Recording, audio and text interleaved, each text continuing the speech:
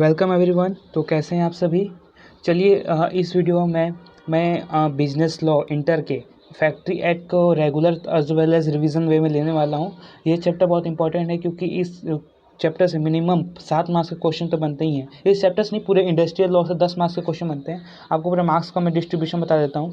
जैसे यहाँ पर नीचे जाएंगे तो ये हमारा यहाँ पर पूरा कंटेंट दिया हुआ है। तो यहाँ पर आप देख सकते हैं फैक्ट्री एक्ट 1948, पूरे इंडस्ट्रियल लॉ या फिर इनको हम लोग लेबर लॉ भी बोलते हैं। इसका पूरा वेटेज कोड ऑफ वेजेस का 5% हटा देंगे तो ये उसका पूरा वेटेज 10% है। ये 4 चैप्टर का वेटेज 10% है। तो इन शॉर्ट बोल सकते हैं कि पूरे ये 4 चैप्टर 10 मार्क्स का आ सकता है। तो उसमें से फैक्ट्री एक्ट का कोई गारंटी नहीं है भाई, ये भी इंपॉर्टेंट चैप्टर, इसलिए ये भी 7 मार्क्स का क्वेश्चन आ सकता है।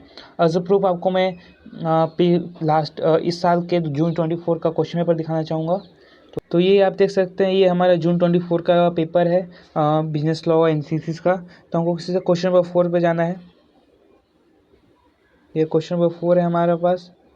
तो यहाँ पर क्लियरली देख सकते हैं, यहाँ पर prepare list of distribution power that can be exercised by the inspector under the Factory act 1840 act.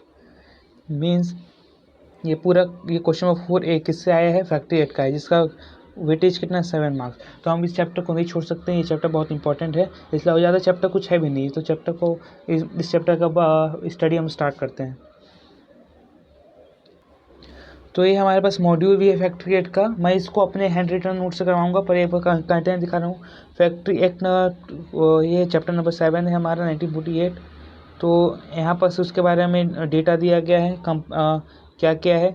तो ये पॉइंट्स को ध्यान दीजिएगा। कॉम्पिटेंट पर्सन, हैजार्डियस प्रोसेस, फिर उसके बाद नीचे मैन्युफैक्चरिंग प्रोसेस, वर्कर, फैक्ट्री। तो ऑल ओवर फैक्ट्री में जो जो काम करते हैं उनके रिगार्डिंग ये पूरा चैप्टर है। ये हमारा मॉड्यूल है, उसे ये हमारा पूरा कंटेंट दिया है। ये हमारा हैंड रिटन नोट है यहाँ पास प्रॉपर, इसी से हमारा अपना पूरा स्टडी करने वाले हैं। तो सबसे पहले ये हमारा कंटेंट है इंडस्ट्रियल लॉ, जो कि 14 मार्क्स का वेटेज है। एमसीक्यू और क्वेश्चन आंसर मिला के 7 मार्क्स का आपको क्वेश्चन आंसर आएगा, प्लस आपको एमसीक्यू मेजर का टोटल 14 मार्क्स का पूरा इंडस्ट्रियल लॉ का वेटेज है। ठीक है। तो फैक्ट्री एक्ट 1948 है, उसके यहाँ पर हमारे टोटल कंटेंट दिए हैं। इंडेक्स बोल सकते हैं आप इसको, प्रिलिमिनरी इंस्पेक्टर। पर आपको यहाँ पर मैं ध्यान देने की बोलूँगा, सबसे इंपॉर्टेंट है, मतलब पूरे चैप्टर किस पे बेस्ड है। जो अगर इनका आइडिया होगा तो पता होगा, ये हेल्थ, सेफ्टी एंड वेलफेयर, ये 3 चीज़ें सबसे इंपॉर्टेंट है। इन्हीं के ऊपर चैप्टर डिपेंड करता है और इसी के बारे में पूरा चैप्टर शुरू से लेकर अंत तक पूरा बात करता है। तो हम स्टार्ट करते हैं चैप्टर को।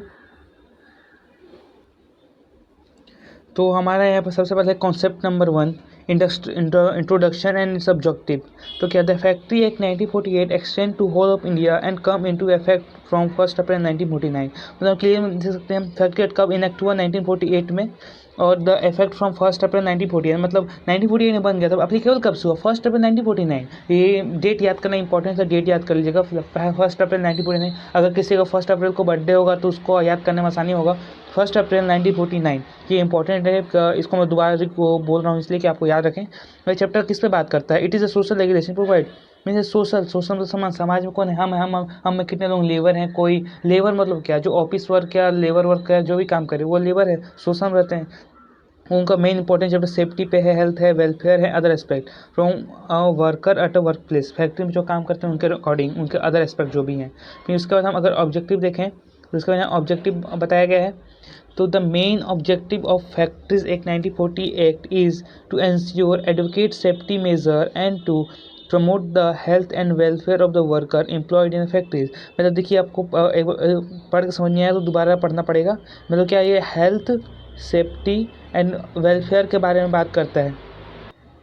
जब इस बार रिकॉर्ड करेंगे, मेन ऑब्जेक्टिव क्या है फैक्ट्री एक्ट 1948, वो एडवोकेट अच्छे से सेफ्टी प्रोवाइड कर सके, to promote the health and health भी अच्छा रहे, उनका वेलफेयर, उनके हित के लिए काम करे। फैक्ट्री एक्ट का मेन उद्देश्य ये है। अब यहाँ बस मैं अगर लेमन लैंग्वेज में बात करूँ, इंडिया में अगर आप हो तो इंडिया में आपको पता है कि रूल्स को फॉलो करना मतलब रूल्स फॉलो करने में पर्सनैलिटी बहुत कम ही रहते हैं। ऐसा कोई लिमिटेड बंदा मिलेगा जो रूल्स को फॉलो करे, जब तक उसके ऊपर रेस्ट्रिक्शन या फिर पेनल्टी कुछ ना हो। तो ही अगर हर काम अच्छे से होता है तो ये रूल मतलब कोई अच्छे से जरूरत ही नहीं पड़ा। पर अगर यहाँ है इंडिया में है कि बहुत सारे फैक्ट्री के ऑनर अपने लेबर का वेलफेयर के काम नहीं करते, उनको एक्सप्लॉइट करते हैं, उनका क्या बोलते हैं हेल्थ का ध्यान नहीं देते, बस ज़्यादा से ज़्यादा काम करेंगे, वेजेस भी कम देंगे। तो ये पूरे जो भी वर्कर हैं उनको अच्छे से उन वेलफेयर उनका हो, इसलिए ये एक्ट को लाया गया, फैक्ट्री एक्ट 1948। तो उसी के ऊपर पूरा बेस्ड है कि वर्कर्स के लिए क्या होना चाहिए, क्या नहीं होना चाहिए, उनका सेफ्टी में क्या होना चाहिए, क्या नहीं होना चाहिए, हैजार्डियस प्रोसेस क्या है, क्या नहीं, क्या क्या इंपॉर्टेंट, क्या इंपॉर्टेंट नहीं, वेजेस कितना मिलना चाहिए, क्या क्या सिक्योरिटी, बहुत पूरा चैप्टर इस पर डिपेंड करता है। तो ये वेल्थ ऑब्जेक्टिव हमारी ये बात का है, जिसको आप याद करने के लिए नॉर्मल अपने लैंग्वेज में याद कर सकते हैं। उसके बाद यहाँ पर दिया है the act also make provision regarding employment of women, young person and annual leave and wages. मतलब यहाँ पर भी बात करता है कि उनके जो वर्कर हैं उसमें वुमन को भी पार्टिसिपेट मिले, यंग पर्सन जो 14 to 18 एज के बीच में आते हैं, और उनको एनुअल लीव मिले, वेजेस मिले, वेजेस का भी कोई सिक्योरिटी हो ना कितना मिलना चाहिए कितना नहीं। उसके बाद यहाँ पर सबको एग्जाम्पल दिया है जो आपके बुक में भी है एग्जाम्पल। तो ये हम हमारा ऑब्जेक्टिव पढ़े, पर यहाँ पर शॉर्ट में अगर हम यहाँ पर देखें तो यहाँ पर बताया गया है in short the act is meant to provide to the worker from protection to the worker from any exploited and it also provide for improvement of working condition। उनके काम करने के एरिया को साफ सही करना विद इन फैक्ट्री प्रमाइसेस के अंदर, बाहर करके करेंगे भी क्या। फिर यहाँ फिर उसके अंदर आपका कॉन्सेप्ट नंबर 2 आप ऑब्जेक्टिव पढ़ लिए, उद्देश्य क्या है फैक्ट्री एक्ट का। फिर यहाँ पढ़ेंगे फैक्ट्री है क्या। तो सेक्शन एक बार या ये एमसीक्यू में तो नहीं चांसेस नहीं है, पर थोड़ा बहुत आइडिया होना चाहिए, पर नॉर्मल देखेंगे भी तो आपको याद हो जाएगा। सेक्शन 2 क्लॉज एम क्या बात करता है, फैक्ट्री के बारे में बात करता है, कॉन्सेप्ट नंबर 2। तो ये इस कॉन्सेप्ट में क्या है, मैन्युफैक्चरिंग प्रोसेस मतलब ऑपरेशन। देखो फैक्ट्री वो है ना जहाँ पे कुछ, फैक्ट्री से माइंड में हमारे क्या आता है, हिंदी में कारखाना बोलते हैं। फैक्ट्री से माइंड में क्या आएगा, जहाँ पे कुछ बन रहा है, कुछ मैन्युफैक्चरिंग हो रहा है, कुछ प्रोसेस हो रहा है, कुछ ऑपरेशन हो रहा है। तो वही चीज़ है मैन्युफैक्चरिंग प्रोसेस और ऑपरेशन जिस जगह पर होता है, तो वहाँ पर उसको ये नहीं है कि कुछ बन रहा है तो उसको फैक्ट्री बोल देंगे, उसका भी एक कंडीशन है। तो इसको हम 2 कंडीशन देख सकते हैं यहाँ पर, से पहला कंडीशन या दूसरा कंडीशन है। मतलब ये बात क्या करता है, 10 और more worker are working with the aid of power. Aid of power से क्या मतलब, जहाँ मशीनरी का काम करे, मतलब अगर कोई कैपिटल इंटेंसिव फैक्ट्री, यहाँ पर बड़े बड़े मशीन्स हैं, बड़े बड़े मशीन हैं, वहाँ पर अगर आपको उसको फैक्ट्री बुलाना है, उसको फैक्ट्री का दर्जा देना है, तो हम मिनिमम 10 वर्कर काम करने होना चाहिए, तो ही उसको फैक्ट्री बोल सकते हैं। लेकिन दूसरा कंडीशन है जहाँ मशीन नहीं है, सिर्फ लेबर ही काम कर रहे हैं हाथों से, अपना जो भी उनका एरिया है, तो उसके लिए क्या है 20 और more worker are working without the power. मतलब उनका कोई मशीन नहीं है, सिर्फ मिनिमम 20 वर्कर होने चाहिए, तभी उनका फैक्ट्री का वो नेम मिलेगा, तभी वो फैक्ट्री कहलाई जाएगा। और अदर देन अगर कई जगह पर 20 व्यक्ति काम करे बिना होकर जगह, तो वो आदमी फैक्ट्री नहीं नाम देना चाहता, उसको मजबूरन फैक्ट्री कहलाना पड़ेगा। क्या है लॉ है हमारे पास। फिर यहाँ पर देगा are working and over working. अगर यहाँ पर एक्सप्लेन करूँ मैं, अगर आज 20 बंदे काम कर रहे हैं मेरे फैक्ट्री में, फिर इनका 2-4 दिन बाद वो कुछ स्ट्राइक हो गया, कुछ हो गया, उसके बाद उन्होंने काम छोड़ दिया, तो फैक्ट्री बनाना बंद हो जाएगा नहीं ना। तो इसलिए यहाँ पर लिखा है डे ऑफ प्रीसीडिंग 12 मंथ। अगर पिछले 12 मंथ में या कभी स्टार्टिंग में 20 वर्कर थे, 10 वर्कर थे कैपिटल इंसेंटिव में, तो बीच में अगर कम हो गए फिर ज़्यादा हो गए तो नहीं, अगर 12th मंथ के अंदर अगर ये रूल फुलफिल हो रहा है तो वो क्या फैक्ट्री कहलाएगा। फिर यहाँ पर 8 factory means any premises where manufacturing process operation are carried out. उसी का समरी यहाँ पर दिया है हमारा। फैक्ट्री मीन्स क्या होता है, any premises where manufacturing process are happening, जहाँ मैन्युफैक्चरिंग का काम हो रहा है, ऑपरेशन और प्रोसेस हो रहा है, वो हो गया हमारा फैक्ट्री हो गया। बट यहाँ पर एक्सक्लूशन लिखा है, इसको छोड़कर एक्सक्लूशन 2 मीन्स क्या, RRAM मतलब railway running set restaurant arm force mines. Restaurant में भी कुछ ना कुछ बन रहा है, आर्म फोर्स में भी डिफेंस का आइटम बनता है, माइंस में भी खुदाई करके कोयला ऐसा अलग अलग एक्सट्रैक्ट करते हैं। रेलवे रनिंग सेट में रेलवे का काम चलता है, वहाँ भी कुछ ना कुछ ऑपरेशन हो रहा है, तो इसको ये फैक्ट्री के अंदर नहीं आता। यहाँ पर क्लियरली लिखा है एक्सक्लूशन, इसको छोड़कर। उसके बाद हम नीचे जाएंगे तो यहाँ पर हमारे लिए एग्जाम्पल है, जो मैंने स्टार्टिंग में ऊपर बोला कि ABC पढ़ लेते हैं एक बार पहले। ABC Ltd is a manufacturing company working with the aid of power. Aid of अगर मैं अब रूल लगाऊँ, एड ऑफ पावर में कितने मिनिमम कंडीशन क्या है, कितने होने चाहिए, तो 10 वर्कर चाहिए हमारे लिए। 10 अगर उसको फैक्ट्री कराना है एड ऑफ पावर में तो मिनिमम 10 वर्कर चाहिए, और विदाउट एड ऑफ पावर तो 20 वर्कर चाहिए। तो ठीक है, तो उसके बाद लिखा 18 वर्कर। 18 वर्कर मतलब 10 का कंडीशन फुलफिल कर रहा है। फिर ऑन 1 अप्रैल 2019 देन वाज 13 अप्रैल 2019, मतलब 30 दिन बाद 4 worker join the company, 4 worker ने और ज्वाइन किया। तो 18 पहले थे, 18 + 4 कितने होते हैं, 18 + 4 कितने हो जाएंगे, 22 हो जाएंगे। तो 20 वर्कर हो गए टोटल। तो 22 वर्कर हो गए, तो हमारा ये रूल भी फुलफिल हो रहा है, 20 और 10। फिर यहाँ बस क्या होता है, जॉइन कंपनी। फिर फर्स्ट सिक्स मतलब क्या, 1 मई 2019 को 16 worker I left the company. तो एक उसी का इक्वेशन है, पहले 14 वर्कर थे, फिर 4 ने ज्वाइन किया, टोटल 22 वर्कर हो गए, 16 लेफ्ट हो गए, 6 हो गए। तो यहाँ क्वेश्चन है, ये तो आप रूल फुलफिल नहीं कर रहा, ना 10 है ना 20 है, तो ये क्या फैक्ट्री कहलाएगा, ऑब्वियसली बात करेगा। कैन यू, यहाँ क्वेश्चन है हमारा, can you call it the factory according 1920। अब विद इन यहाँ पर अगर आपको पीछे लेके जाऊँ, तो यहाँ पर हमारा रूल क्या कहता है, 12 मंथ्स होने चाहिए। तो वो तो हमारा रूल फुलफिल कर रहा है कि 1 साल के अंदर ही ना, जो भी अप डाउन हुए तो 1 साल के अंदर ही हुए। तो ये हमारे 10 के हिसाब से भी 20 के हिसाब से भी रूल फुलफिल कर रहा है, तो ये हमारा फैक्ट्री कहलाएगा। ये अंडरस्टैंडिंग के लिए क्वेश्चन था, अगर हेल्पफुल रहा तो। फिर उसके बाद हमारा दूसरा कॉन्सेप्ट है, कॉन्सेप्ट नंबर 3, मैन्युफैक्चरिंग प्रोसेस। अब हमने फैक्ट्री पढ़ लिया, फैक्ट्री क्या है, और फैक्ट्री में ही तो होगी मैन्युफैक्चरिंग प्रोसेस। मैन्युफैक्चरिंग प्रोसेस से क्या क्या, उसके अंदर क्या क्या आता है, उसके बारे में क्या है, इसका भी क्लोज है सेक्शन 2 क्लॉज के। ठीक है, concept number 3, manufacturing process, section 2 clause के। पिछले बार क्या था, सेक्शन 2 क्लॉज M। ठीक है, उसके बाद मार दो क्या आपको लर्निंग ट्रिक है, जिससे आपको याद रहे, M for making, altering, repairing, demolishing, ornamenting, finishing. और उतना डीप में हमको नहीं जाना क्या होता है। मेकिंग मतलब कुछ बनाना, एल्टरिंग, रिपेयरिंग, ये सब भी काम है, डिमोलाइजिंग काम, ऑर्नामेंटिंग भी काम है, ये सब काम है। और जिस जगह पे ये सब काम हो रहे हैं तो वो फैक्ट्री हो गया। और किस लिए किया जाता है, वो सब काम करके क्या मिलेगा, वो काम को बेचना या काम को यूज़ करना, उसको ट्रांसपोर्ट करना या डिलीवरी करना, डिस्पोजल करना, ये सब कम इस सब चीज़ के लिए होता है, तो वो फैक्ट्री के अंदर आ जाते हैं। अब इसके नीचे जाए तो अभी इसके अंदर और डिटेल में बताया गया है, मतलब उसके अंदर और क्या क्या आते हैं। जिस जगह पर पंपिंग हो, जनरेटिंग हो, कंपोजिंग हो, प्रिवेंटिंग हो, तो अभी के फैक्ट्री के अंदर आते हैं। Pumping oil water sewage, generating electricity, transforming electricity, composing, printing, book binding, other related process, preventing, storage and article, cold storage है। ये सब काम है जो फैक्ट्री के अंदर होते हैं, बस इसको आपको लर्न करना है, इसमें समझने जैसा कुछ नहीं है, सब काम है जिसको आपको जिस जगह पे होता है उसको फैक्ट्री कहा जाता है। फिर उसके बाद हमारा क्या कॉन्सेप्ट नंबर 4 है, वर्कर। अब हमारा कॉन्सेप्ट नंबर 4 क्या है, वर्कर। अब इसको मैं लर्निंग टिप दूँ, उसका सेक्शन ज़्यादा डिफिकल्ट नहीं है, बस सेक्शन थोड़ा आपको आनी चाहिए, क्योंकि आप लॉ पढ़ रहे हो, लॉ के अंदर सेक्शन ही तो इंपॉर्टेंट है। तो वर्कर क्या के बाद क्या है, सेक्शन क्लोज एल से हम उसको लिख सकते हैं, इसको हम लेबर लिख सकते हैं। वर्कर को ही लेबर बोलते हैं, लेबर को ही वर्कर बोलते हैं। तो concept number 4 clause 2 clause L, section 2 clause L क्या है, वर्कर है। फिर वर्कर के बारे में यहाँ पे डिटेल लिया है हमारे पास।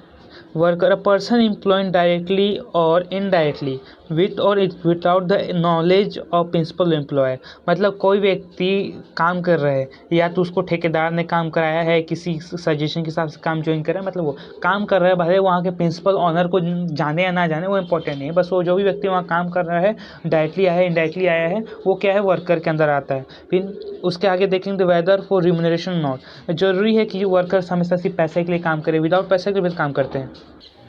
अगर मैं आपको एग्जांपल दूं तो KGF हो गया हमारे पास मूवी, आप लोगों में मैं एक्सपेक्ट करता हूँ आपने मूवी देखा होगा। उसमें क्या है, उनको जो भी काम कर रहे हैं उनको पैसा मिल रहा था क्या, नहीं मिल रहा था, फिर भी वो तो लेबर और वर्कर कहेंगे ना। वो अलग है कि वो माइंस थी, पर अगर एज एग्जाम्पल दूँ कि वहाँ पर तो काम कर रहे हैं ना, उनका वर्किंग कंडीशन सही है ना, उनका सैनिटरी कंडीशन सही है, बस काम कर रहे हैं, पैसा भी नहीं मिल रहा और खाने पीने के लिए दिक्कत है, तो ऐसा ना हो, इसलिए क्या लॉ बना दिया गया। तो उनको रिम्यूनरेशन मिले या ना मिले वो इम्पोर्टेंट नहीं है, बट वो क्या आएंगे उसके अंदर आएंगे। उसका 3 यहाँ पर डिटेल में दिया कि किसको वर्कर बोलेंगे। जो डायरेक्ट जो मैन्युफैक्चरिंग काम में जुड़े हुए हैं वो, और वो भी जो क्लीनिंग, जो मशीन ये सब है वहाँ पर जो भी कुछ है उसका cleaning and any part of machine premises use for manufacturing, या तो फैक्ट्री को क्लीन कर रहा है, फिर मशीन को क्लीन कर रहा है, जो भी उसका काम कर रहा है वही तो वर्कर के अंदर आएगा। और थर्ड क्या है, any other kind of worker of work और connected to manufacturing process subject to manufacturing, जो भी अदर काम है जो मैन्युफैक्चरिंग प्रोसेस रिलेटेड काम है वो भी किसके अंदर आएगा, मैन्युफैक्चरिंग प्रोसेस के अंदर आएगा, तो वो क्या हो गया, उस वर्कर कहलाएगा। ये हमारा था। उसके बाद हमारे पास MCQ का पॉइंट मिलता है यहाँ पर, but does not include any member of arm force. मतलब लेबर, ये जो आर्म फोर्स का यूनियन है ना उसको नहीं, वहाँ भी अगर इससे सिमिलर काम हो रहे हैं तो वो फैक्ट्री के अंदर नहीं आएंगे, और जो काम कर रहा है उसको वर्कर नहीं कहा जाएगा। ऐसा है बुक में, ये आप बुक में देख सकते हो। फिर इंपॉर्टेंट है ये हैजार्ड प्रोसेस, इससे क्वेश्चन बनने का चांसेस है।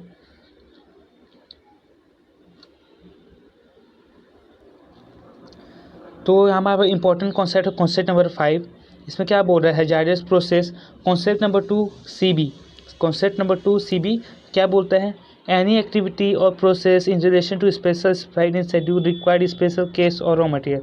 मतलब कि हैजार्ड प्रोसेस से मतलब माइंड में आता है खतरनाक, जहाँ पर कुछ केमिकल रिलेटेड काम हो रहे हैं, जहाँ डेंजरस है, सेफ्टी इंपॉर्टेंट है, वही हम सही जा रहे हो, वही चीज़ है। मतलब वहाँ पर अगर आपका इस टाइप से काम हो रहा है फैक्ट्री में अगर खतरनाक काम हो रहा है, वहाँ पर हम खतरनाक प्रोडक्ट का यूज़ कर रहा है, उसका प्रोडक्ट या फिर उससे जनरेट होना वेस्ट, या फिर जो फाइनल जो गुड बना फिनिश गुड, वो अगर वो खतरनाक है, डेंजरस है, उसका अच्छे से टेक करना पड़ेगा, उसको स्पेशल अटेंशन देना पड़ेगा स्पेशल केस में। जैसे इफ़ नॉट टेकन केयर, अगर उसका अच्छे से टेक केयर नहीं किया जाएगा, किसको प्रॉब्लम होगा, हम ही को होने वाला है। Case imminent of material to wealth of person engage in connected, जो व्यक्ति उनसे कनेक्टेड हैं, पर्सन जो वर्क कर रहे हैं, जो पब्लिक जो हम यूज़ करेंगे, उन्हीं को दिक्कत होने वाला है अगर उसको टेक केयर नहीं जाएगा। और ये तो ऑब्वियस बात है, इन्वायरमेंट को दिक्कत होगा, resulting in the case of pollution general environment. ये तो नॉर्मल सी बात है, ऐसा काम हो रहा है, अगर स्पेशल प्रिकॉशन नहीं दिया जा रहा तो पॉल्यूशन होगा, पॉल्यूशन अगर इन्वायरमेंट को दिक्कत होगा।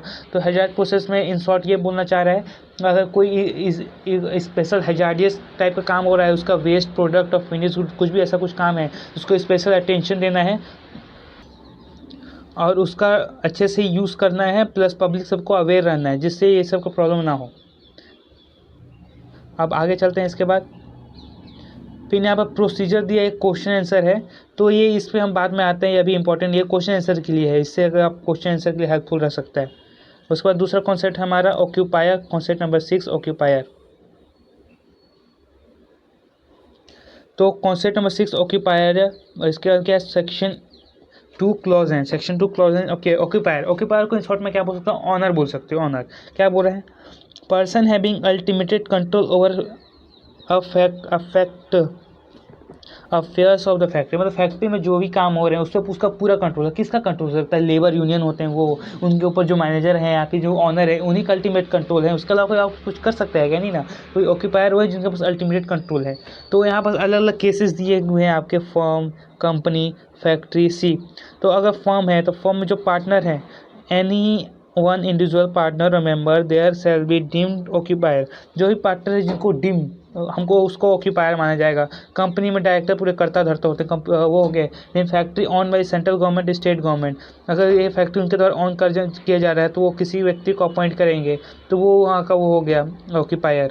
फिर शिप है, यहाँ पास शिप में क्या, शिप में डॉक यार्ड, मतलब जहाँ पास वो रुका रहता है शिप में, जो रनिंग कंडीशन रहता है तब, तो वहाँ पर अलग कंडीशन है, मेजोरिटी जो ऑन करता है वही शिप का वो ऑक्यूपायर होता है, मेजोरिटी। उसके बाद आपको नीचे जाना है। फिर ड्यूटीज़, यहाँ से क्वेश्चन बनता है।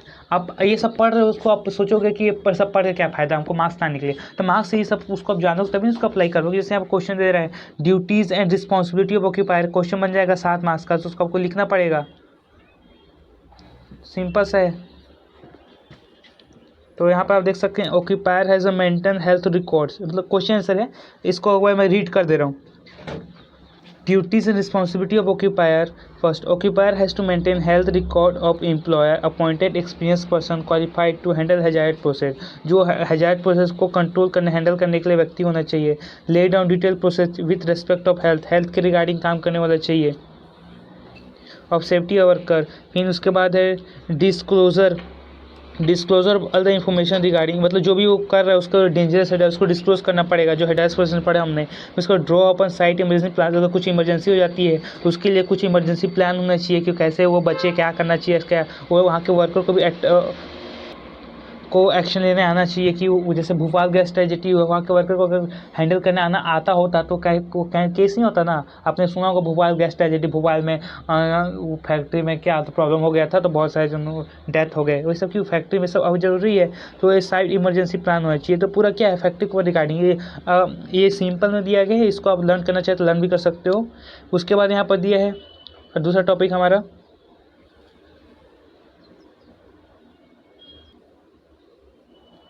तो ये टॉपिक हमारा नोटिस बाय ऑक्यूपायर सेक्शन 7 है हमारा सेक्शन है, इससे एमसीक्यू भी बन सकता है। सेक्शन 7 क्या बोल रहा है, ऑक्यूपायर सेल एटलीस्ट, जो हाईलाइट करके रखा है मैंने, occupier shall at least 15 days before he begins to occupy और use any premises of a factory send it to the chief inspector a written notice containing. मतलब किसी एरिया को फैक्ट्री के लिए फैक्ट्री के काम के लिए यूज़ करना चाहता है तो उसको 15 दिन पहले नोटिस देना पड़ेगा। किसको देना पड़ेगा, चीफ इंस्पेक्टर को देना पड़ेगा, वहाँ पर जो गवर्नमेंट द्वारा अपॉइंटेड रहता है। फिर उस नोटिस में क्या क्या required, name and situation of factory, the name and address of occupier, owner का बोले तो directly, the nature of manufacturing, क्या काम करना चाहता है, डिटेल ऑफ वर्कर, जो भी वर्कर काम करें उनको पूरा डिटेल देना पड़ेगा। ये सब टर्म्स एंड कंडीशन को फॉलो करना पड़ता है।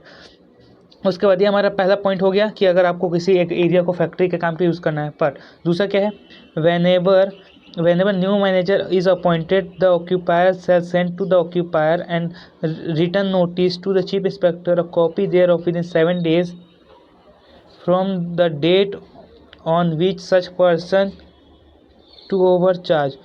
मतलब इस पॉइंट में क्या बोल रहा है, अगर वहाँ का जो मैनेजर है, जो पहले से मैनेजर अपॉइंटेड है, ऐसी थोड़ी नहीं कि मन मर्जी चला किसी को भी हटा के किसी को अपॉइंट कर ले, ऐसा नहीं। आपको अगर मैनेजर चेंज करना है तो 7 days पहले आपको नोटिस लिखना पड़ेगा, नोटिस करके चीफ इंस्पेक्टर को, जिसमें आपको देना पड़ेगा कि ये बंदा को मैं हटाना चाहता हूँ, दूसरे बंदे को अपॉइंट करना चाहता हूँ, तो 7 days पहले नोटिस देना पड़ेगा। इंपॉर्टेंट पॉइंट ये। फिर यहाँ पर से हमारे अब ने ये पढ़ा कि इंस्पेक्टर, चीफ इंस्पेक्टर को नोटिस देना, अब मानना पड़ेगा ना इंस्पेक्टर कौन है अब, तो उसी के रिगार्डिंग यहाँ पर से।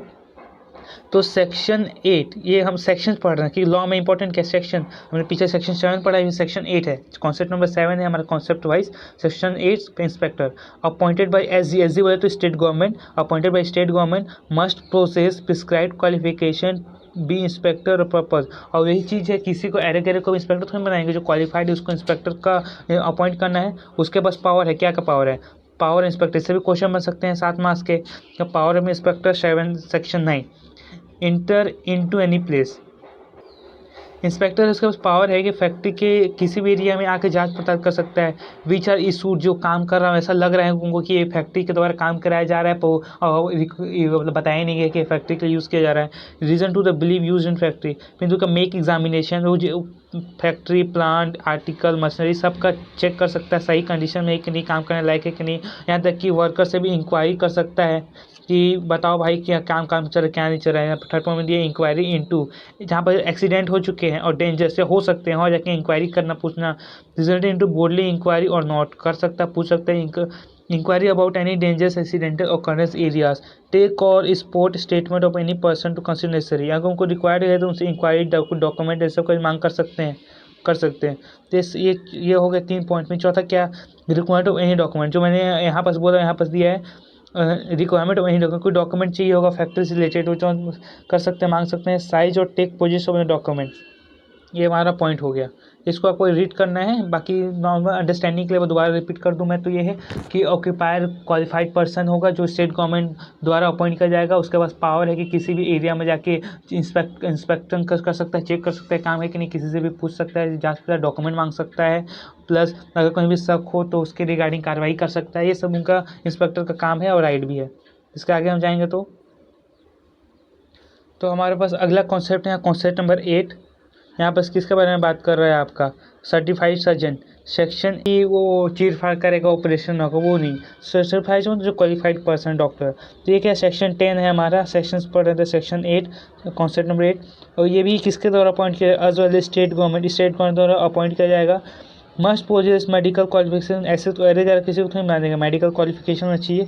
उसका ड्यूटी यहाँ पढ़ेंगे, क्या है, duties of examine and certify, check करना, उसको सर्टिफिकेट देना। किसको करेगा, young person engage organise occupation, जो भी फैक्ट्री में काम कर रहा है या फिर कोई भी खतरनाक काम कर रहा है, डेंजरस, जिससे खतरा हो सकता है, हेल्थ को प्रॉब्लम हो सकता है, उसको पूरा उसको हेल्थ चेकअप करना, उसको अगर फिट है तभी काम करना, अलाउ करना, नहीं तो अलाउ नहीं करना, ये सब हो गया। फिर यंग पर्सन के रिगार्डिंग यहाँ बात किया गया है, यहाँ पर यंग पर्सन लेस देन 14 + 14। तो इसमें क्या है, तो young person less than 40 year + 14 to 18 year. तो जो 14 साल से उम्र का वो चाइल्ड है, उनको ऑब्वियसली बात है, नाबालिग है तो उनको अलाउड नहीं है काम करना, can not work in factory में काम नहीं कर सकते वो। उसके बाद है 14 to 18 की एज में जो आते हैं, वो एडोसेट कहलाते हैं, अलाउड टू, और उनको काम करना हुआ अलाउ है। कब का अलाउ है? जो allowed to work plus certified by surgeon, जो सर्टिफाइड जो एक तरह से डॉक्टर बोलो, वो अगर चेक करके उनको सर्टिफिकेट देगा तभी वो अलाउ करता है। Taking to considered and rule and regulation को फॉलो करेगा तो बाद मुश्किल से तो काम करने के लिए अप्लीकेबल है, एलिजिबल है। उसके बाद हमारा एग्जामिन मेडिकल सुपरविजन के बारे में बात किया गया है यहाँ पर। तो देखते हैं क्या चीज़ें है। Examine medical supervision where case of illness have occurred due to nature of work, अगर काम ऐसा है जिससे उसके हेल्थ को प्रॉब्लम हो सकता है उसको चेक करना। Likelihood of injury to health of work employed in match process, जो व्यक्ति काम करने को कोई इंजरी होने का चांस तो नहीं है कि अगर वो काम करें तो लाइफ टाइम। जैसे आप बैंगन फैक्ट्री के बारे में जानते हो तो व्यक्ति जो काम करते हैं तो वो अपना आई साइड गवा बैठते हैं, वो अंधे हो जाना पड़ जाते हैं क्योंकि वहाँ पर कंडीशन ऐसा नहीं है। फिर उसके बाद क्या गया, injury to health of young person, अगर इससे कोई ऐसा इंजरी जो यंग पर्सन के हेल्थ को डिमांड करे तो पूरा एग्जामिन करने का काम क्या है, उसका काम है, सर्टिफाइड सर्जन का काम है। ये सब पूरा प्रोसेस हो गया। उसके बाद हम नीचे जाएँ तो हमारे पास एक concept number 9 competent person, section 2 clause C A, section 2 clause C A, section 2 clause C A मतलब कॉन्सेप्ट नंबर क्या बात करता है, कॉम्पिटेंट पर्सन के बारे में बात करता है, सेक्शन 2 क्लॉज सी ए। इसको हम रीड करेंगे अच्छे से। तो यहाँ पर कॉन्सेप्ट नंबर 9 है हमारा, कौन कॉम्पिटेंट पर्सन, कौन कौन एलिजिबल है। तो यहाँ सेक्शन दिया सेक्शन 2 क्लॉज सी ए। तो कॉम्पिटेंट पर्सन इंडिविजुअल भी हो सकता है, इंस्टीट्यूट भी हो सकता है, किसी को हायर कर लिए काम करने के लिए, तो ये हो गया। जिसको रीड करेंगे हम, तो recognised by chief inspector for the process of carrying out best examination requiring to be done factory in regard to, वो चीफ इंस्पेक्टर पूरा चेक करेगा काम करने के लिए कि नहीं। क्वालिफिकेशन होनी चाहिए उनके पास, experience of person facility disposal, उनके पास एक्सपीरियंस होना चाहिए काम करने के लिए, इंडिविजुअल या फिर institution. Qualification and experience of person employed in such institution and facility avail there, लोगों का क्या फैसिलिटेशन अप्लाइड है, उनके एक्सपीरियंस के अकॉर्डिंग काम है कि नहीं। In regards to conduct such examination test, inspection, more than one person institution can be recognized as a competent person in relation to factory, उनका टेस्ट लेना कि अब कितने एलिजिबल हैं, कितने कॉम्पिटेंट है काम करने के लिए, ये सब हमारे क्या कॉम्पिटेंसी। इसमें टोटल और काम करने के बाद में करता चेक करना कि वो जो पर्सन काम करने आ रहा है, इंस्टीट्यूशन हो या इंडिविजुअल, कितने कॉम्पिटेंट है। ऐसा नहीं कि वर्क के नाम पे किसी भी रख लिया, काम करने आ नहीं रहा है, तो काम करने के लिए कितने एलिजिबल है उसको चेक करना। उसके बाद हम नीचे जाएंगे देखने और क्या है टॉपिक्स हमारे। तो यहाँ पर कॉन्सेप्ट नंबर 10 में बोला था जो कि सबसे इस चैप्टर का सबसे इम्पोर्टेंट पार्ट क्या है, तो उसमें से एक है हमारा कॉन्सेप्ट नंबर 10 जो कि हेल्थ के बारे में बात करता है। यहाँ पर ट्रिपल स्टार मैंने कर दिया है क्योंकि इम्पोर्टेंट है। किसका में बात करता है, तो हम स्टार्टिंग से देखिए आप। पहला है हमारा, सेक्शन वाइज जाएंगे, सेक्शन 11 आप अगर बस बुक है तो बुक से मैच कर सकते हैं। सेक्शन नंबर 11 किस बारे में बात कर सकते हैं, क्लीननेस ऑफ फैक्ट्री के साफ सफाई की बात करता है। एवरी फैक्ट्री को सेल, उसके अंदर पॉइंट दिए हैं ABC, एवरी फैक्ट्री सेल क्या, keep clean and free from effluvia arising from drain and other, मतलब सारे फैक्ट्री को, इफ्लुविया मतलब क्या होता है, आप इसको सब बोलेंगे डर्टीनेस या फिर बैक्टीरिया, तो डर्टीनेस से दूर होना चाहिए। अगर गंदे जगह में काम को ही करेगा या काम करने को इसको मन ही नहीं करता, तो एक साफ़ सफाई होना चाहिए, क्लीन होना चाहिए, जहाँ पर काम कर सके, पानी जमा ना होना चाहिए, ड्रेन अच्छे साफ़ सफाई होना चाहिए। उसके बाद क्या बोलता है, removal of accumulated dirt floor benches stairs, अगर कहीं डस्ट है, गंदगी है तो उसको साफ़ सफाई रखना, मैनेज करके रखना। फिर cleaning floor of every worker room, जितने भी वर्कर रूम का रूम है उसको फ्लोर को साफ रखना। वंस इन अ वीक, हफ्ते में, अगर टाइल्स है तो पोछा मार दो, झाड़ू मार दो, जो भी है। If washing with the disinfectant and effective method, अगर उसको जैसे लाइजल हो गया, डेटोल हो गया, उससे अगर साफ़ सफाई कर सकते हैं, करने पॉसिबल है तो उससे साफ़ कर दो। Method provide effective drainage to keep interior walls and room clean, अगर उसका जो वॉल्स हैं, दीवार हैं, तो उसको साफ़ सफाई रखना के लिए जो भी इफेक्टिव ड्रेनेज सिस्टम उससे, मतलब टोटली साफ़ सफाई की बात कर रहे हैं। साफ घर साफ़ करते हैं, फैक्ट्री को पूरे साफ़ सफाई रखना है, फ्लोर साफ़ होना चाहिए, बैक्टीरिया सब नहीं होना चाहिए, डस्ट नहीं होना चाहिए, सब उसके बारे में बताइए।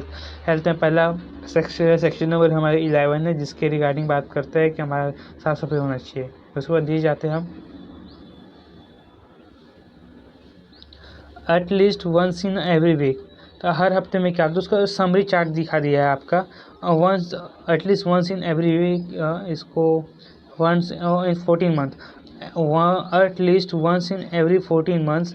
14 मंथ्स में क्या होना चाहिए, एटलीस्ट वंस वाइट वॉश और कलर वॉश, मतलब पेंट करना पॉसिबल नहीं है तो उसको वाइट वॉश से साफ़ करो, कलर वॉश से साफ़ करना है। इफ़ ऑलरेडी पेंटेड है तो नाउ ठीक है, कोई दिक्कत नहीं है। फिर what at least once in every 6 months, मतलब अगर 6 मंथ में बात करें, 6 मंथ में क्या, तो एवरी 6 मंथ में। If washable then every period 6 month, अगर साफ़ कर सकते हो तो हर 6 महीने में साफ़ कर दो।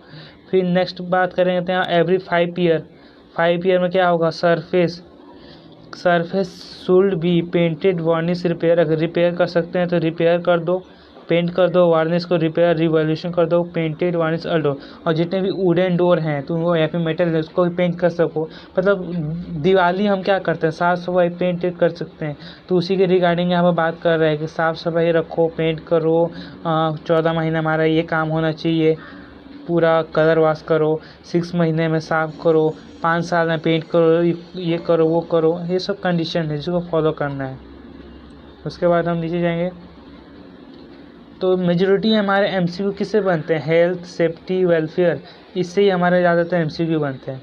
उसके बाद हमारा क्या है, two disposal of waste and effluents section 12, section 12 है, इसको जल्दी जल्दी कंप्लीट करें कि सेक्शन बस समझना है आपको। Disposal of waste and effluents, जो भी जैसे manufacturing process carried on, effective arrangement in every factory for treatment of waste and effluents. अगर फैक्ट्री जाहिर बात है वेस्ट तो लिख लेंगे, ये फैक्ट्री में कुछ प्रोडक्ट बनने आएगा तो उसके काफ़ी वेस्ट निकलते हैं, तो वेस्ट को डिपोज करना पड़ेगा, वे वैसे कहीं भी नहीं फेंक सकते, उसका कंडीशन के बारे में बताया गया है। फिर सेक्शन 13 में क्या बताया गया है, वेंटिलेशन टेम्परेचर। फैक्ट्री में भी इस बात है कि बहुत सारे इंजन जैसे मशीन चल रही तो टेम्परेचर बहुत हाई होता है, वर्किंग कंडीशन देता है, कंडीशन मेंटेन करना जरूरी है।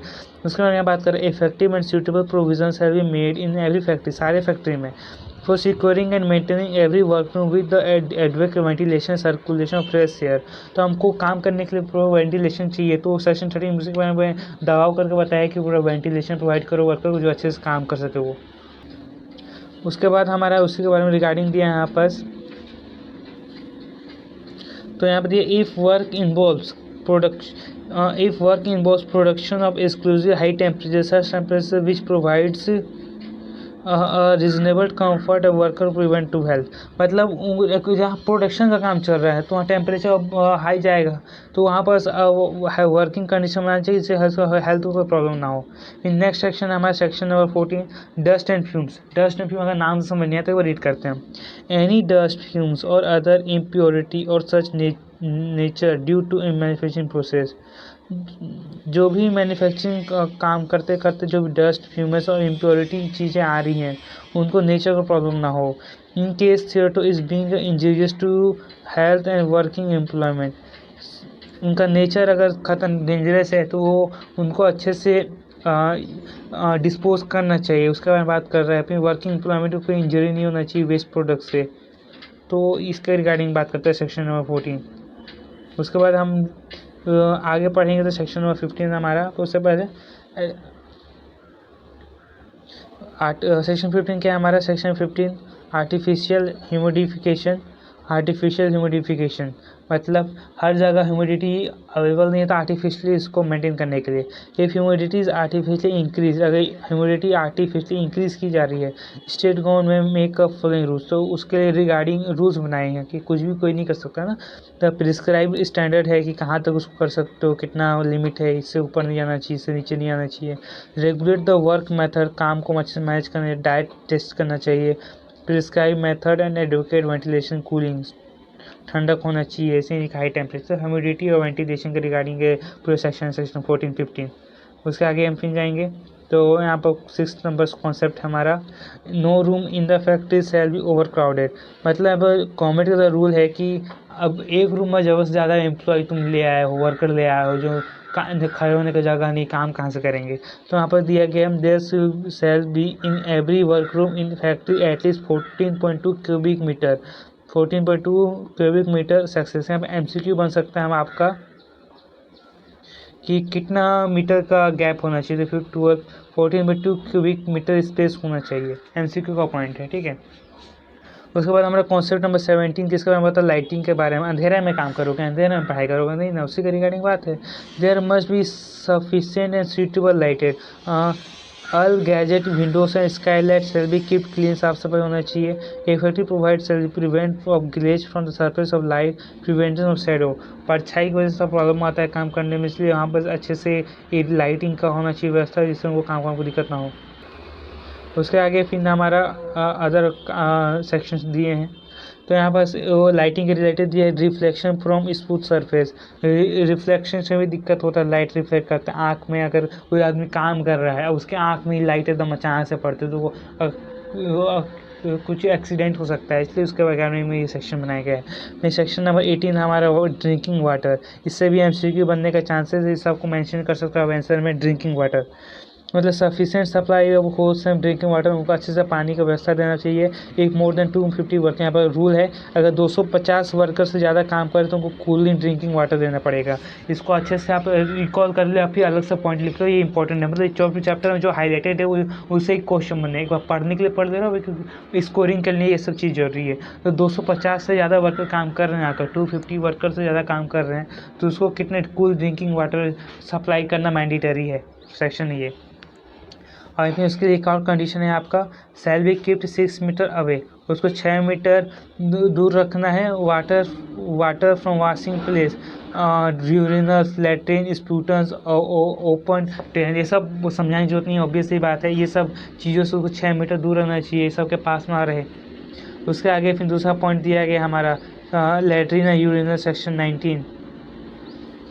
तो यहाँ पर सेक्शन दिया है हमारे पास, section latrine and urinal, section 19। Obvious बात आप जान गए होंगे। तो in every factory sufficient latrine and urinal accommodation must be there, मतलब वो भाई जरूरी है ना, नेचुरल कॉल आ गया था कहाँ जाओगे आपको, तो इससे प्रॉब्लम और सब इंपॉर्टेंट है। Separate enclose accommodation from male female, ये तो हर जगह है तो वहाँ भी होना चाहिए मेल फीमेल के लिए। Must be advocate lighted, ventilation होना चाहिए। Must be there inside, dustbin होने चाहिए वहाँ पास। Must be maintain clean sanitary, मतलब सेक्शन बोलते हैं ये सब नेचुरल कॉल के लिए सब फैसिलिटी आपको अवेलेबल होना चाहिए। मेल फीमेल के अलग लाइटेड होना चाहिए, वेंटिलेटेड होना चाहिए, साफ सफाई मेंटेन होना चाहिए, कोई भी गंदा करके छोड़ने देना है म्यूनसिपल पार्टी के वॉशरूम के जैसे। फिर उसके आगे हम दूसरे जाएंगे तो दूसरा पॉइंट है हमारे, दूसरे सेक्शन से हमारे यहाँ पर एक्स्ट्रा यहाँ पर पॉइंट दिया है वॉशरूम के regarding. Sweeper must be employed to keep, वहाँ पर व्यक्ति को एम्प्लॉय करना पड़ेगा साफ सफाई के लिए। क्लीन एटलीस्ट डेटा नहीं दिया है। एवरी मंथ या फिर एवरी वीक में साफ सफाई होना चाहिए, जो भी फैक्ट्री के अंदर जो भी रूल्स रेगुलेशन वहाँ पर फॉलो किया जाता है। फिर सफिशिएंट स्पूटेंस एट कन्विटेड, ये इंडिया का ही है, बाकी फॉरेन का तो मेरे को आइडिया नहीं होना चाहिए। यहाँ पर इंडिया में ऐसा प्रॉब्लम आता है। Sufficient sputums of at convenient place shall be provided and maintain a clean hygienic condition maintain करनी चाहिए। सेफ्टी वेलफेयर थ्योरी, ठीक है। उसके बाद हमारा ये हमारा हो गया ख़त्म हेल्थ रिगार्डिंग। उसके आगे हमारा सेफ्टी रिगार्डिंग है। सेफ्टी भी इम्पोर्टेंट है, 3 स्टार्स हैं यहाँ पर से, इम्पोर्टेंट चैप्टर है, पॉइंट है हमारे लिए।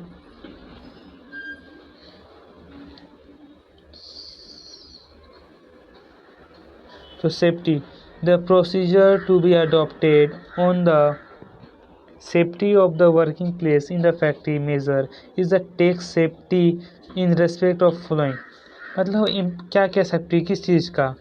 फेंसिंग ऑफ मशीनरी, अगर कोई मशीन है डेंजरस मशीन है, अगर एम्प्लॉय का गलती से भी अगर कपड़ा फंस जाता है या फिर गलती से भी उस एरिया में चल जाता है तो उसको अच्छे से घेर कर रखा जाए कि कोई भी व्यक्ति यहाँ पर इजीली ना एंटर कर पाए, उसको आने के लिए अलग से एंट्री होना चाहिए। तो क्या अगर छेक देगा या फिर अच्छे से घेर देगा तो वो इस रिस्क की बच जाएगा, इस सब काम से। इसलिए फेंसिंग जरूरी है सेफ्टी के लिए। Work on near machinery is motion, हाँ, employment of young person on danger machine, जो भी व्यक्ति वहाँ काम करेंगे इस में। स्टीयरिंग गियर एंड डिवाइस पर कटिंग ऑफ पावर, मतलब अगर कोई डेंजरस काम फंस जाता है तो वहीं पर ऑन ऑफ करने का स्विच होना चाहिए, अगर ऐसा कुछ हो तो जाके उसको ऑफ कर लें। सेल्फ कटिंग मशीन होना चाहिए के पास। Casing of new machinery, provision of employment human and children near cotton opener, इस टाइप के खतरनाक मशीन का ह्यूमन और चिल्ड्रन को एम्प्लॉयमेंट ना दिया जाए। ये सब रूल एंड रेगुलेशन है गवर्नमेंट के द्वारा, जिसको फॉलो करना मैंडेटरी है। उसके बाद यहाँ पर दिया गया है lifting machinery, chain ropes and lifting talkers, ये रीड करना बस आपको ये सब समझने के लिए। lifting machine, chain ropes and lifting trackers, revolving machinery, floor and stair and machine of axis, pits of sumps opening in floor, slippery weight, protection of eyes, precaution against dangers of human case, precaution regarding to the use of protective electrical light, explosive internal dangerous gas, precaution in case of fire, safety on building or machinery, appointment safety officer. तो in short ये पूरा section human worker के safety के regarding बात करता है, उसको check करने का सेफ्टी ऑफिसर है। ये सब अलग अलग पॉइंट है जहाँ पर एक्सीडेंट होने का चांसेस है। तो स्टार्टिंग का एक दो मैं आपको एक्सप्लेन कर दिया कि ये तो लर्न करने वाली चीज़ है, ठीक है। तो आपको बस यही सब टेक केयर करना है आपको कि कोई मशीन है तो आपको पावर कट करने का तो ऑप्शन हो कि आज जस्ट फेंस कर लिया जाए मशीन को, कोई इजीली एंटर ना कर सके, और ये सब प्रिकॉशन का ध्यान करना चाहिए। प्लस इंपॉर्टेंट टाइम ये है कि सेफ्टी ऑफिसर को एम्प्लॉयमेंट करना जो ये सब को टेक कर सके, प्रोटेक्शन करें, ह्यूमन को आँख को डैमेज ना हो, मतलब और से सेफ्टी से आम आदमी आए अच्छे से काम करके जाए, इसके रिगार्डिंग ये पॉइंट बता रहा है। उसके आगे हम जाएंगे। फिर हमारा हेल्थ ख़त्म हो गया, सेफ्टी ख़त्म हो गया। फिर उसके बाद हमारा है वेलफेयर। वेलफेयर में किसके बारे में बात करता है? Washing facility. Washing facility section हमारा सेक्शन 42, इसको भी मार्क कर लीजिए, भी इंपॉर्टेंट है। वेलफेयर क्यों? वॉशिंग फैसिलिटी होना चाहिए, मतलब every factory advocate and suitable facility for washing shall be provided and maintained for the use of the worker. Separately advocates clean facilities shall be provided for the use of male and female worker. The washing facilities shall be convenient, accessible and shall be kept clean. मतलब कपड़े धोने के लिए simple word, साफ सफाई का maintain करने के लिए कपड़े धोने के लिए मेल फीमेल के सेपरेट एरिया होना चाहिए, अगर आदमी आए अपना काम जो भी कपड़े उपड़े जो भी कुछ साफ सफाई करना है उसको जाकर साफ सफाई कर सके।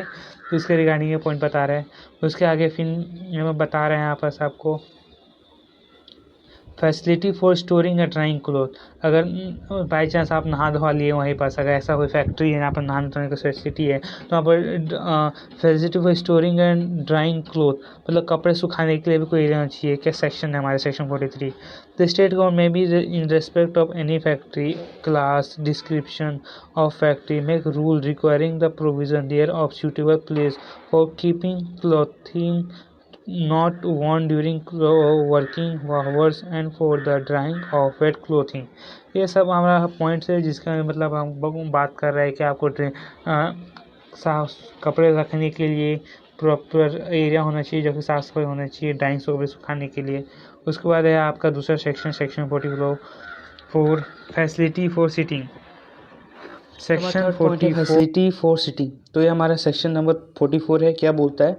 The suitable arrangement for sitting shell be provided and maintain for all worker obliged to work in standing position in order that they may take advantage of any opportunity to rest which may।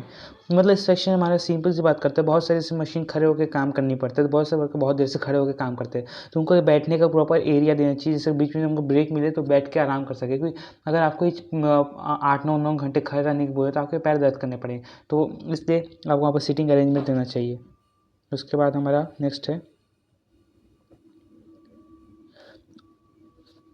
D point. क्या है? First and appliance. Section 45 बोलता है first and appliance के बारे में।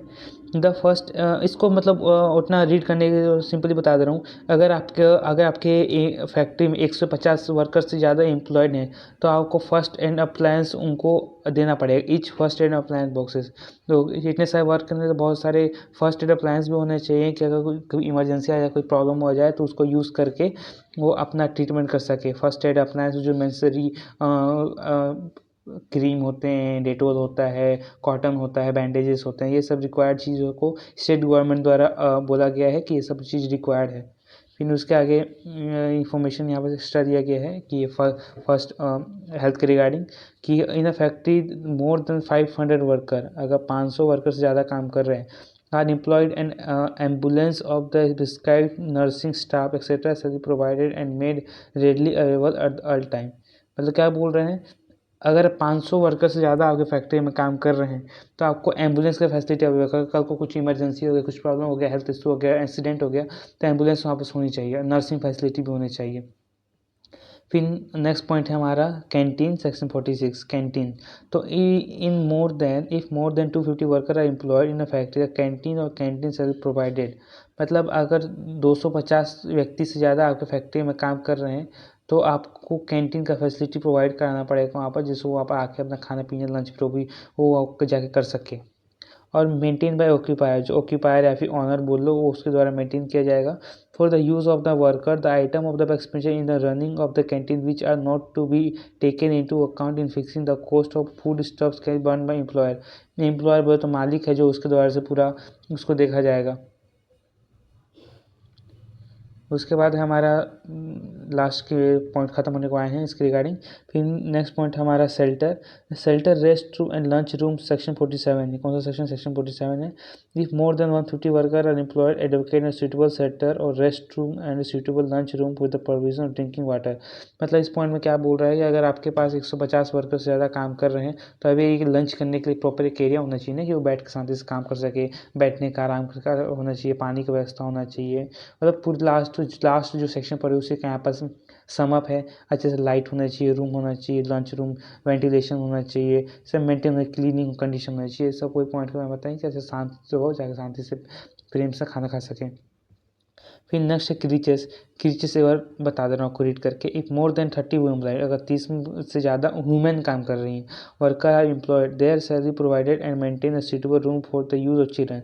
उनके जो 6 साल से कम के उम्र के बच्चे हैं तो उनके लिए कैसा रूम होना चाहिए। Such woman same shall be advocate ventilated and same be maintain and clean under the charge of woman train in the children or infant. मतलब इस सेक्शन हमारा ये बात कर रहा है कि क्रीचेस मीन्स अगर आपकी फैक्ट्री में 30 से ज़्यादा वुमन है तो वुमन के बाद उनके रिस्पॉन्सिबिलिटी उनके बच्चे की, उनके पास उनके 6 साल से कम उम्र के बच्चे हैं तो उनका टेक केयर करने के लिए भी कुछ एरिया होना चाहिए। तो एक क्रीचेस करके एक एरिया बना दिया जाए जहाँ पर एक वेल नॉलेबल लेडी हो जो उनका बच्चों का टेक केयर कर सके और वुमेन जाके अपना शांति से काम कर सके, वो ऐसा एरिया है। तो ये उसके बाद हमारा नेक्स्ट पॉइंट है वेलफेयर का। If 500 more workers are employed in the factory, the occupiers are employing in the factory such number of welfare as may prescribed। तो 500 वर्कर ज़्यादा कितने को संभालेगी, तो वेलफेयर ऑफिस एम्प्लॉय करना इंपॉर्टेंट है, एम्प्लॉय करना चाहिए। फिर नेक्स्ट कॉन्सेप्ट नंबर 13। अभी हमारा चैप्टर खत्म होने को है, मैक्सिमम चीज़ हमने कवर कर लिया। तो कॉन्सेप्ट नंबर 13 हमारा एम्प्लॉयमेंट ऑफ यंग पर्सन। तो यंग पर्सन को एम्प्लॉयमेंट के रिगार्डिंग बात कर रहा है ये। तो ये हमारा young person below 14 plus 14 to 18 year. तो 14 से बिलो तो चिल्ड्रन बोलेंगे, उनको अलाउड नहीं है, गवर्नमेंट द्वारा अलाउ नहीं करता कि वो काम कर सके आके। फिर उसके बाद आगे बोलते हैं एडोल्सेंट एज जो 18 से ऊपर है allowed to work subject to certified surgeon. हमें लास्ट में सेक्शन पढ़ा गया सर्टिफाइड सर्जन। तो सर्टिफाइड सर्जन जो क्वालिफाइड के द्वारा अगर एप्लीकेबल होगा तभी वो आके काम कर सकते हैं। फिर उसके बाद हमारा दिया है 14 से ऊपर, फिर 15 से ऊपर चाइल्ड एडोलेसेंट में जाते हैं जो 14 के 15 बीच आते हैं। चाइल्ड लेस देन 14 ईयर उनको छोटे से उनको काम ही करना होगा, बीच में उनको स्पेशल गाइडलाइंस चाहिए, रेस्ट्रिक्टेड है थोड़ा। 15 to 18 क्या है एडोलेसेंट है, उनके बाद भी ये अगर वो रूल को फुलफिल करेंगे तभी उनको काम करने के लिए अप्लीकेबल रहेंगे। फिर उसके बाद यहाँ बात करें एडोलसेट के बारे में। Certificate of fitness from certified surgeon, they shall take of certificate of fitness. उनके पास फिटनेस का सर्टिफिकेट होना जिससे वो अपना काम कर सके। सर्टिफिकेट ऑफ फिटनेस क्या करता है, MCQ पॉइंट बन सकते हैं यहाँ पर। 14 से 15 के बीच हो तो सर्टिफाइड टू वर्क सर्टिफाइड होना चाहिए, बच्चा में एप्लीकेबल हो काम करने के लिए। 15 81 हो तो वो एडल्ट की कैटेगरी में आ जाते हैं। उसी के बाद अगर हम जाएँ तो दूसरा कैटेगरी आ जाता है हमारे पास फीमेल चाइल्ड। तो अगर फीमेल चाइल्ड है ये 8 AM से 7 AM ही काम कर सकते हैं वो, 8 AM to 6 AM। तो जनरल रूल क्या है, सुबह 8 बजे से लेकर शाम को 7 बजे तक काम कर सकते हैं फीमेल चाइल्ड का, जो हमारे लॉ कहता है। उसके बाद वर्किंग आवर क्या है 14 to उनका भी वो सेम एज का टाइम लिख लिखता है 4.5 आवर इन डे, दिन में 4.5 आवर काम कर सकते हैं। Can work only shift of 5 hour, 5 घंटे का टाइम, जिसमें आधे घंटे का ब्रेक होना इंपॉर्टेंट है। Other formalities of certificate of fitness क्या है, इज़ वैल्यू फॉर 2 मंथ। यहाँ पर दिया टाइम है सर्टिफिकेट ऑफ फिटनेस है लेकिन लाइफ टाइम यूज रहेगा। वो सर्टिफिकेट ऑफ फिटनेस से एक टाइम लाइन 14 मंथ्स के लिए भी अप्लीकेबल है, उससे ज़्यादा अप्लीकेबल नहीं है। Surgeon can revoke if he finds एडोसिस no longer fit to work. अगर जो काम करने जिसका सर्टिफिकेट दिया गया होगा हेल्दी नहीं है, कुछ हेल्थ इशू आया तो सर्टिफाइड रिवोक कर सकता है, कैंसिल भी कर सकता है, उसी रिगार्डिंग के पॉइंट है। फिर अगर सर्टिफिकेट ऑफ फिटनेस अगर फॉल्स है, या तो डॉक्टर गलती की वजह से, या फिर जो जिसका सर्टिफिकेट उसने कोई किया है, क्योंकि जिसका भी गलती है अगर ऐसा कुछ फॉल्स आता है तो 2 महीने की जेल रहेगी और 1,000 का फाइन रहेगा। ये रूल है। फिर हमारा आगे जाएंगे कॉन्सेप्ट नंबर 14, हमारा वर्किंग आवर एडल्ट के बारे में बताया गया है।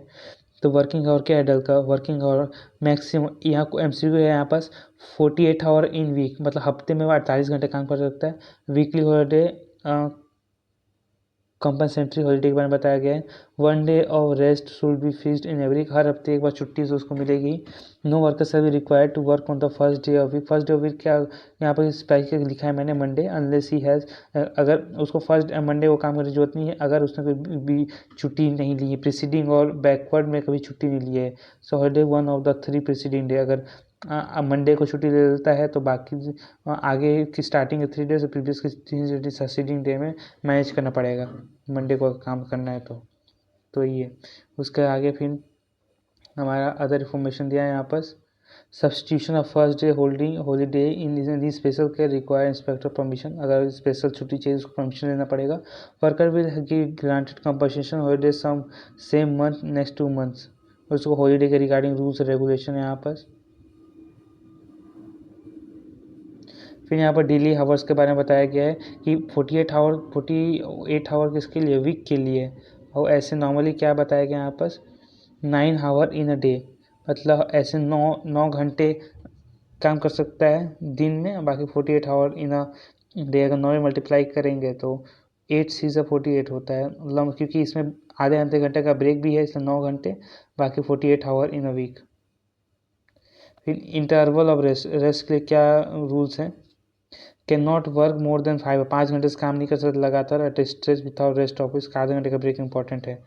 ठीक है। Spread over total work hour plus rest hours should be not be more than 10.5 hours से ज़्यादा काम नहीं कर सकता। In worker working beyond 12 o'clock midnight then day और 24 hour in a week should be given as a rest starting, अगर उसका day night shift लगता है, नाइट को वो काम कर रहा है 12 o'clock से ज़्यादा मिडनाइट को, तो अगले दिन उसको रेस्ट दिया जाएगा, छुट्टी दिया जाएगा जिससे वो कर सके। और यहाँ पर जैसे rest starting from inter shift, जैसे यहाँ पर शिफ्ट्स के बारे में बताया गया, सैटरडे 10 AM है, Sunday 6 AM, Monday time line बताया गया 10 से 10, फिर अगले दिन ब्रेक। फिर ओवरलैपिंग के बारे में बताया गया है। ओवरलैपिंग शिफ्ट मतलब जो टाइमिंग है नॉर्मल जो वही होना चाहिए, 6 से 2, एक बजे बैच काम करेगा, फिर 2 वो जाएंगे, फिर कोई दूसरा कोई आएगा, दूसरा टीम 2 से 10 वो जाएंगे, फिर दूसरा कोई टीम आएगा 10 से 6, एक शिफ्ट। ऐसा नहीं कि 6 से 2 कर दिए फिर आपका 1 से 10 कर दिए, प्रॉपर जो टाइमिंग उस हिसाब से मैनेज करना है। ओवर टाइम का क्या है? ओवर टाइम अगर आपको व्यक्ति कर रहा है काम करने के लिए तो उसको दुगना रिमाइंड देना पड़ेगा। नॉर्मल जो वेज आता है, नॉर्मल वेज मतलब क्या, बेसिक जो सैलरी मिले कोई डी मतलब DNS अलावेंस और अदर अलावेंस वो हो गया, वो उसका 2 कर देना है, तो आपका ओवर टाइम क्या हो गया आपका टाइम पैसा। फिर यहाँ पर से आपका डबल एम्प्लॉयमेंट नॉट अलाउड है रूल, अगर डेवलपमेंट करता है तो फिर कार्रवाई हो सकती है, केस हो सकता है। Register to work maintain register बनाना जरूरी है, जो ऑक्यूपायर का काम है। ह्यूमन वर्किंग कंडीशन के बारे में बात किया गया है यहाँ पर। वर्किंग आवर क्या है? 6 AM to 7 PM। नॉर्मल काम क्या है ह्यूमन के लिए? सुबह 6 बजे से 7 बजे तक। पर normal in general state government क्या बोलते हैं यहाँ पर? May authorise to work then between, वो सुबह 10 बजे से लेकर 5 बजे तक काम कर सकता है। जनरल 6 से 7 है, उसका कर सकता है फैक्ट्री एक्ट का, पर स्टेट गवर्नमेंट का रूल है 10 से 5। तो ये उनको वुमेन के बारे में रिगार्डिंग काम के बारे में बताया गया है। फिर उसके बाद क्या? Register of adult worker child worker, क्या क्या important document? Name of each adult, adult का नाम होना चाहिए, वर्किंग इन फैक्ट्री जो काम कर रहे हैं, क्या काम कर रहे हैं उसके बारे में जानकारी होना चाहिए। फिर यहाँ पर बताया गया the group of any which he include, जो किस ग्रुप में काम कर रहे हैं। There is a group worker, मतलब टोटल रिगार्डिंग बात की वर्कर के चाइल्ड के रिगार्डिंग।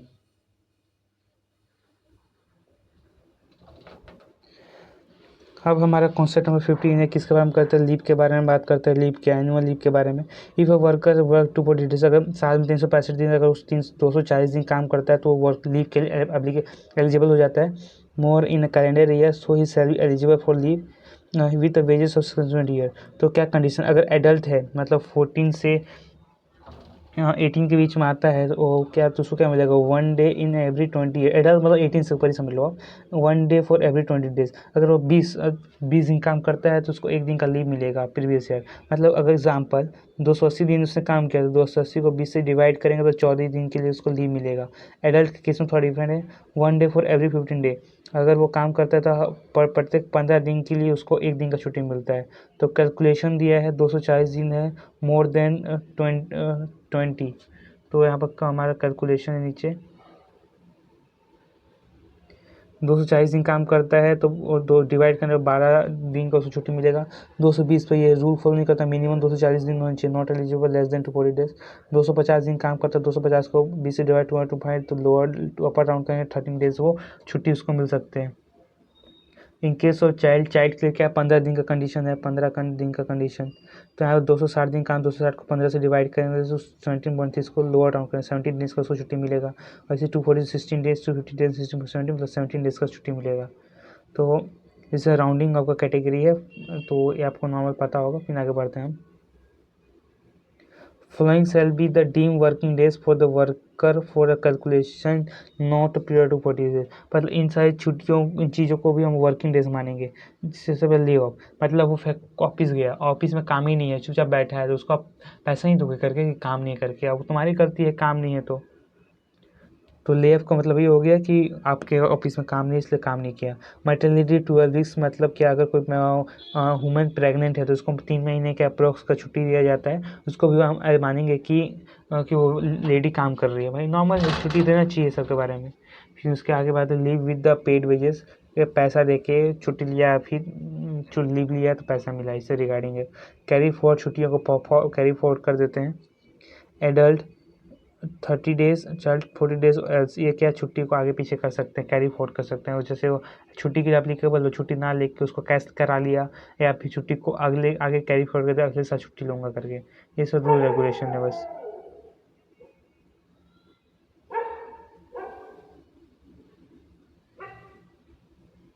तो हम यहाँ पास पॉइंट्स हैं। इंकेसमेंट और लीव, पेड लीव मतलब पैसा कब मिलेगा। डिस्चार्ज, क्वाइट, डिसमिस, सुपर एनुएशन अगर 58 वर्ष से ज़्यादा एज हो जाता है आपको, या फिर डेथ कर जाते हो तो आप वो है छुट्टी के बारे में। Before the expiry of 2 month from the date apply कर सकते हो आप। Will get payment before the expiry to second working day. तो ये आपका जब छुट्टी है, छुट्टी आप एक है, आपने उसको छुट्टी नहीं ली है तो छुट्टियों को आप पैसे में चेंज कर सकते हो। तो ये रूल रेगुलेशन है आपका। फिर ना उसके बाद है आपका वेजेस ड्यूरिंग लीव पीरियड में वेजेस कैसा, shall be quite to at a rate equal to the daily average of his total full-time earning of the days on which the actual work during the month immediately processing his leave। उसके बाद during wages during leave period के regarding बात कर रहे हैं यहाँ पर। In short इस पॉइंट में ये बात कर रहा है कि अगर आप इनकेस कराते हो तो जो नॉर्मल में आपको वेजेस मिल रहा है वही चलना चाहिए। उससे कम देने का मतलब क्या है, अगर आप पर डे में 100 रुपये कमाते हो तो ऐसा नहीं है कि छुट्टी के दिन आपको 80 रुपये दूँ, 100 रुपये मिलना चाहिए। फिर उसके बाद आपका 6 पॉइंट है availing of leave apply in a writing of manager occupier not less than 15 days before the date on which wishes to leave। जब भी छुट्टी नहीं चाहिए, ऐसे नहीं कि आज छुट्टी चाहिए ले लिया, 15 दिन पहले आपको इन्फॉर्म करना पड़ेगा कि हमको छुट्टी देना है। पब्लिक में अगर पब्लिक सेक्टर में आप काम कर रहे हो 30 दिन पहले आपको इन्फॉर्म करना पड़ेगा। एडवांस पेमेंट क्या बोलता है, a worker who has been allowed or leave for not less than 4 days in case of adult 5 days, case of child shall not be begins to the wages of one. ये पूरा rule regulation के बारे में बता रहा है। In short क्या काम होना चाहिए, क्या नहीं होना चाहिए, कब छुट्टी लेना है, कब नहीं लेना है, बस वही है। उसके बाद हम आगे जाएंगे, पेनल्टीज़ के बारे में बात करता है यहाँ पर कि पेनल्टी के टाइम क्या होना चाहिए, क्या नहीं होना चाहिए। तो अगर इसको हम रीड करें तो क्वेश्चन नंबर 16 हमारा पेनल्टीज ऑफेंस। तो ये नॉर्मल रीडिंग पार्ट है। ऑक्यूपायर मैनेजर कॉन्ट्रवाइंस द क्वेश्चन, तो उसको 2 साल का जेल होगा, 1 लाख रुपये जुर्माना। फिर उसके अगर कंट्रीब्यूशन डेथ के रिगार्डिंग कुछ है तो 25,000 5,000 का जुर्माना लगेगा। इनकैशमेंट है तो 3 साल का, इन्हेंस पनिशमेंट है तो 3 साल का जेल और 10 से 2 लाख का जुर्माना हो सकता है। और स्टेटिंग इंस्पेक्टर है तो 6 महीने का जेल, 10,000 रुपये का जुर्माना। हजारत प्रोसेस है तो 7 साल का जेल, 2 लाख रुपये जुर्माना, 5,000 पर डे पड़ेगा। 3 वर्कर के रिगार्डिंग 500 रुपये जुर्माना है। फॉस्ट 2 महीने का जेल, 1,000 रुपये जुर्माना है। डबल एम्प्लॉयमेंट करता है तो ऐसे नहीं डबल एम्प्लॉयमेंट कर बच जाओगे, उसमें 1,000 रुपये जुर्माना देना पड़ेगा। फिर कॉन्सेप्ट नंबर 17 हम पढ़ते हैं यहाँ पर आपका power of central government, power to inquiry into standard of health, power provide emergency standard, fixing the maximum permissible limit of exposure of chemical, occupier appoint a safety committee representing working and representative management। मतलब occupier principal power of central government बताता है in short में, वो inquiry कर सकता है health के regarding, emergency standard के बारे में पूछ सकता है, fixing maximum punishment there should. तो ये हमारा पूरा चैप्टर खत्म होता है यहाँ पास। तो ये हमारा फैक्ट्री एक्ट पूरा यहाँ पर ख़त्म होता है आपका 1948। ये चैप्टर आपका ख़त्म होता है। मैंने एक चैप्टर में पूरे कोशिश की आपके यहाँ ओवरऑल चैप्टर का जो भी इंपॉर्टेंट टॉपिक के रिवीजन हो सबको मैं कवर कर सकूं। तो आई होप ये वीडियो आपको हेल्पफुल रहेगा। अगर आप इस वीडियो को अभी तक देख रहे हो तो मैं समझ सकता हूँ कि आप वीडियो को लेकर कंसिस्टेंट हो, क्योंकि फैक्ट्री लेक्चर लगभग 1 घंटा 30 मिनट के आसपास का हो गया, जिसमें मैंने अपना 100% देने की कोशिश की कि आपका रिवीजन में कंप्लीट हो। और इन शॉर्ट में आपको सजेशन मैं यही दूंगा कि फैक्ट्री एक्ट वो समझने वाली चीज़ है, उसके बाद रटने वाली चीज़ें आपको लर्न करने की, या फिर रट का ऑनलाइन में बोलो रट के एग्ज़ाम लिखने जो क्वेश्चन है उसको कंप्लीट करना है। एक बार आपको मैं दोबारा से पीछे ले जाऊं तो आपको पता आइडिया हो जाएगा कि क्वेश्चन में क्या पूछा तो उसका आंसर क्या है। तो ये हमारा क्वेश्चन पेपर है। इसमें क्वेश्चन में क्या पूछा था, क्वेश्चन नंबर 4 था prepare list in the different power date inspector of, inspector के द्वारा क्या क्या पावर अप्लाई होता है उसके रिगार्डिंग क्वेश्चन था। तो मैं अगर अपने वापस अपने नोटबुक में जाऊं तो इंस्पेक्टर का तो पॉइंट खोजना है हमको। इंस्पेक्टर इंस्पेक्टर इंस्पेक्टर इंस्पेक्टर के क्या क्या पावर है। हेल्थ आ गया, यहीं कहीं होगा, सर्टिफाइड सर्जन, इंस्पेक्टर, ये रहा हमारा पास पॉइंट इंस्पेक्टर। तो इंस्पेक्टर से रिगार्डिंग ये पॉइंट्स थे 1 2 3, ये सब क्या है, पावर ऑफ इंस्पेक्टर ही तो है, यही तो है 7 मार्क्स का। तो ये थोड़ा इजी लैंग्वेज में, यही चीज़ें आपको बुक की लैंग्वेज में भी प्रोवाइड कर मिल जाएंगी अगर आप बुक में जाओगे तो। ये पावर है। अगर यही चीज़ को वापस से अगर मैं मॉड्यूल में जाऊँ,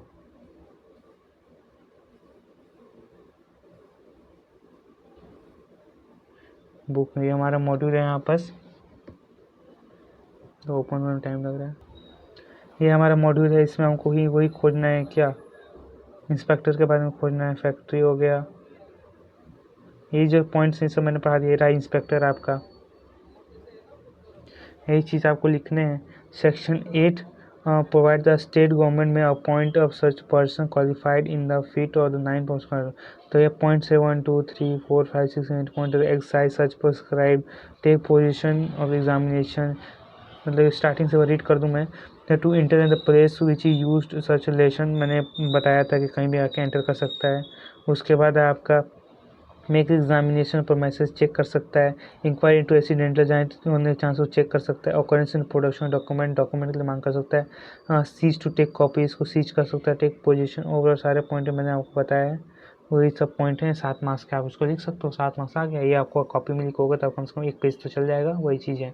तो ये आप पॉइंट देखो सब पर, certified surgeon, welfare measure, health, cleanliness, disposal, ventilation, duties and fume, artificial medication, overcrowding, lighting, drinking water, latrine and urinals, pollutant, safety का points, hazardous process, visibility of occupier, power of central government, welfare, सब points cover हैं। तो washing facility और drawing coaching facility, seating, hostel and canteens, सब points के अंदर cover है। आप तो notes से कंपेयर कर सकते हो। Creches, shelter, welfare officer, working hour क्या होगा, वीकली हॉलीडेज़ का मैंने बताया 240 दिन से ज़्यादा होने चाहिए आपके पास। फिर उसके बाद कंपनसेटरी हॉलीडे के बाद में shift duty, overtime, double employment, registered adult worker, employment of women, employment of young person, prohibition of employment of young children, adult certificate of fitness, फिर register of child worker, annual leave के बारे में, carry forward, अलाइंग leave, कुछ नहीं है penalties के बारे में, इन केस में पेनल्टी, कुछ में छोड़ना पड़ता है। जाके चैप्टर कंप्लीट हो गया। एक बार हम अगर MCQ पे ध्यान दें तो MCQ भी किया जा सकता है हमसे। एज ऑफ एडोलसेंट वर्कर हमने पढ़ा, एडोलसेंट वर्कर का एज कितना होता है, तो आपको 2 पॉइंट दिख रहा होगा, 14 18, तो दोनों में से कोई एक हो सकता है। तो क्या होना चाहिए, ये 14 से 18 को एडोलसेंट बोलते हैं, तो 18 की कर सकते हो आप। अब यार क्यों ना देखेंगे, कंफ्यूजन वाला पॉइंट है, तो अभी आंसर देखेंगे। उसके बाद आपका certificate of fitness to be young worker is granted by, certificate कौन देता है? ऑक्यूपायर देता है, इंस्पेक्टर देता है, नॉर्मल बात सर्जन देता है, हमने अभी जस्ट पढ़ा। Certificate of fitness of young worker granted कौन देगा? सर्टिफिकेट ऑफ सर्जन देगा। वाइट वाश और colour wash should be certified by at least one period of 14 months, एक 14 मंथ्स में होना चाहिए ना भाई। और 24 मंथ 6 मंथ में कॉन्सेप्ट ही नहीं पढ़ा ये सब, 14 मंथ से नॉर्मल कॉमन सेंस भी लगाए तो हमारे साथ हो जाएगा।